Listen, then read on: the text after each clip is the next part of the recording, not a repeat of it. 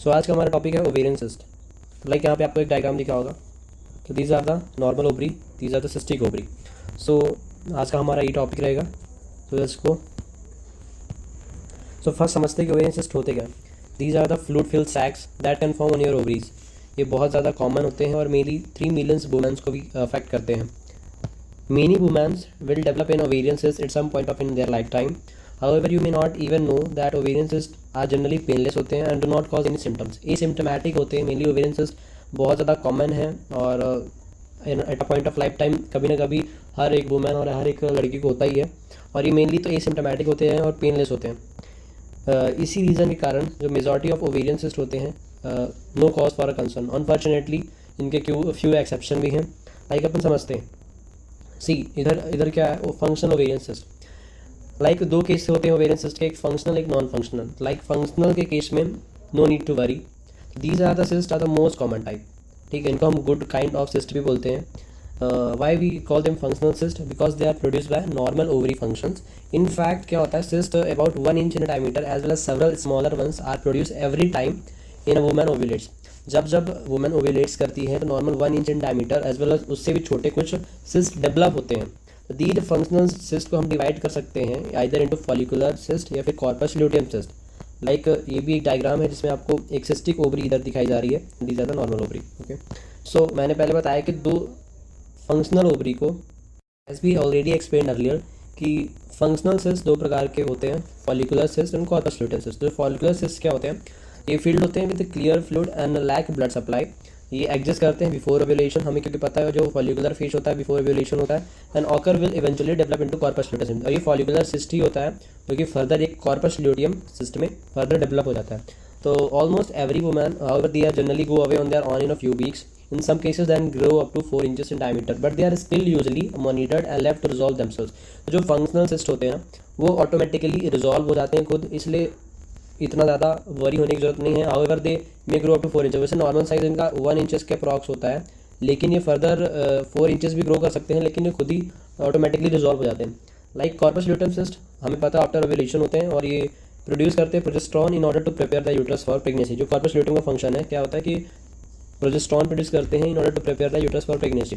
Without pregnancy these cyst will disappear in 2 weeks, normal 2 weeks में। क्योंकि अगर further pregnancy नहीं होती है, मतलब फर्टिलाइजेशन नहीं होता है, तो these corpus luteum will also dissolve and जो सिस्ट बना हुआ है उसमें वो भी डिजॉल्व हो जाता है अप्रॉक्स 2 वीक्स में। हाउएवर कॉर्पस ल्यूटियम सिस्ट में रिच ब्लड सप्लाई, जबकि हमें पता है कि फॉलिकुलर फेस में ब्लड सप्लाई नहीं होती है, तो जो वहाँ पे सिस्ट बन रहा है उसमें भी लैक ऑफ ब्लड सप्लाई रहता है। ठीक है, so in a case of corpus luteum cyst उसमें रिच ब्लड सप्लाई हमें देखने को मिलती है, because they produce hormones and can sometime bleed and causes pain. Even in these cases most corpus luteum cyst भी डिजॉल्व कर जाते हैं दमसेल्व्स। सो हमें ये पता होना चाहिए कि जो फंक्शनल सिस्ट हैं वो हमें 2 फेसेस में मिल सकते हैं, लाइक फॉलिकुलर सिस्ट में और कॉर्पस ल्यूटियम सिस्ट में। इसमें ब्लड सप्लाई नहीं रहता है, इसमें ब्लड सप्लाई रहता है। जो फॉलिकुलर सिस्टिक फेस होता है वो बिफोर ओव्यूलेशन रहता है, ये आफ्टर ओव्यूलेशन रहता है। Okay, so let's move to the non functional या फिर नियोप्लास्टिक सिस्ट भी बोलते हैं, and these are the cause of concern अगर ये हमें देखने को मिलती हैं।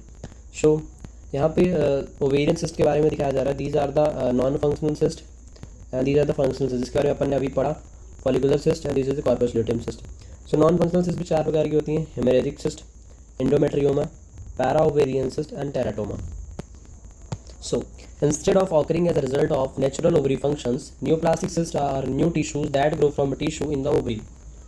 There are different types of neoplastic cysts that are differentiated by the types of cells produced in the cyst. Some examples include serous, mucinous, and dermoid cyst. Mainly dermoid cyst ज़्यादा common होता है. So, neoplastic cysts can continue to grow and become quite large if left untreated.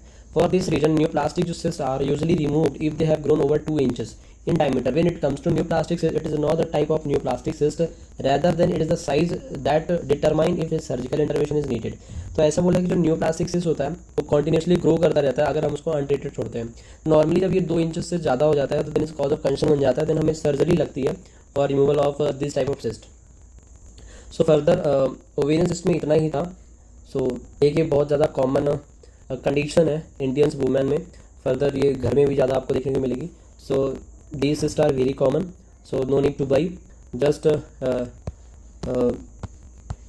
ध्यान रखें which type of cyst are occur. Functional ovarian cyst काफ़ी common है in reproductive women's में, लेकिन जो नॉन फंक्शनल ओवेरियन सिस्ट होती है, these are the cause of concern because of their neoplastic growth. Thank you so much, take care, bye bye.